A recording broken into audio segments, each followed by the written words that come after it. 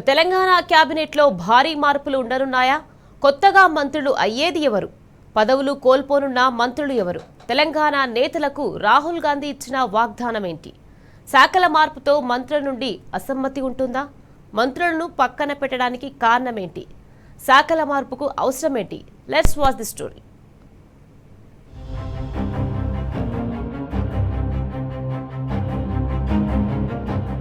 April 2వ వారంలో Telangana cabinet విస్తరణ ఉంటుందని హస్తం పార్టీలో జోరుగా చర్చ జరుగుతోంది.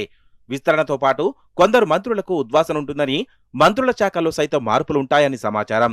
మంత్రుల పనితీరు, సామాజిక వర్గాల సమతుల్యత, ఉమ్మడి జిల్లాల ప్రాధాన్యత ఈ 3 అంశాలను ప్రామాణికంగా చేసుకుని మంత్రివర్గ పునర్వ్యవస్థీకరణ ఉంటుందని తెలుస్తోంది. ఏప్రిల్ 2వ వారం లేదా 3వ వారంలో తెలంగాణ కేబినెట్ విస్తరణ ఉంటుందని కాంగ్రెస్ అగ్రనేత రాహుల్ గాంధీ తెలంగాణ నేతలకు చెప్పడంతో మంత్రులుగా ఎవరికి అవకాశం వస్తుందో, ఎవరిని పక్కన పెడతారోనని గాంధీ భవన్లో జోరుగా చర్చ జరుగుతోంది.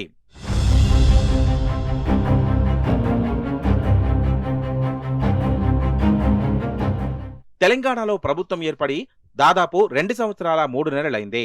ఇప్పటికీ పూర్తిస్థాయి మంత్రివర్గం కూర్పు కాలేదు. సంఖ్యాబలం ప్రకారం తెలంగాణలో 18 మందికి మంత్రి పదవులు ఇవ్వాలి. ప్రస్తుతం కేబినెట్లో 16 మంది మాత్రమే ఉన్నారు. దీంతో మరో 2కి మంత్రివర్గంలో అవకాశం ఉంటుంది.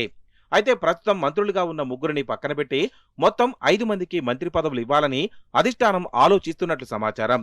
కేబినెట్ నుంచి పక్కన పెట్టనున్న మంత్రులు ఎవరై ఉంటారని పార్టీలో తీవ్రమైన చర్చ జరుగుతోంది.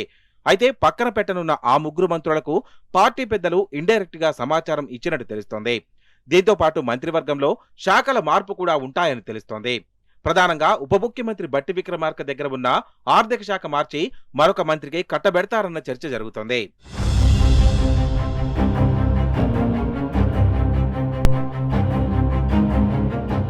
ప్రస్తుతం ఉన్న మంత్రుల్లో బీసీ, రెడ్డి, వెలమ సామాజిక వర్గాల నుండి ఒక్కొక్కరిని పక్కన పెట్టాలని భావిస్తున్నారట. ఇక కొత్తగా భర్తీ చేసే 5 స్థానాల్లో 2 బీసీలను తీసుకొని రెడ్డి, లంబాడ, వెలమ సామాజిక వర్గాలకు ఒక్కో మంత్రి పదవి ఇచ్చేందుకు కసరత్తు చేస్తున్నారట. మంత్రివర్గంలో అవకాశం ఇవ్వలేని వారికి డిప్యూటీ స్పీకర్, చీఫ్ విప్ పదవులు ఇవ్వనున్నట్టు తెలుస్తోంది. ఇక మరికొంతమందికి కేబినెట్ హోదాతో కార్పొరేషన్ చైర్మన్ పదవులు ఇవ్వాలని పార్టీ పెద్దలు భావిస్తున్నారట.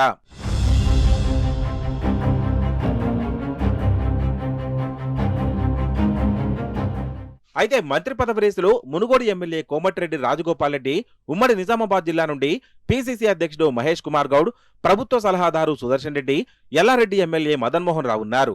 ఎస్టీ కోటాలో ఎమ్మెల్యే బాలునాయక్, ప్రభుత్వ విప్ రామచంద్రు నాయక్ మంత్రి పదవిపై హోప్స్ పెట్టుకున్నారు. ఇక ప్రభుత్వ విప్ ఆది శ్రీనివాస్ మున్నూరు కాపు కోటాలో మంత్రివర్గంలో చోటు పక్కా అని భావిస్తున్నారు.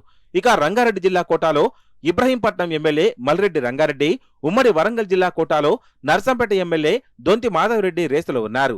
జీహెచ్ఎంసీ ఎన్నికలు జరగనున్న నేపథ్యంలో ఖైరతాబాద్ ఎమ్మెల్యే దానం నాగేందర్ తనకు మంత్రి పదవి దక్కుతుందని భావిస్తున్నారట.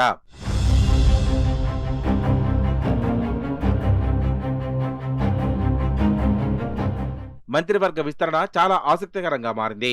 ఈ విస్తరణలో ఎవరెవరు పదవులు కోల్పోతారో, ఎవరికి పదవులు వస్తాయోనని నేతలు లెక్కలు వేసుకుంటున్నారు. ఇక విస్తరణలో చేసే మార్పుల వల్ల పార్టీలో ఎలాంటి ఇబ్బందులు వస్తాయో చూడాలి.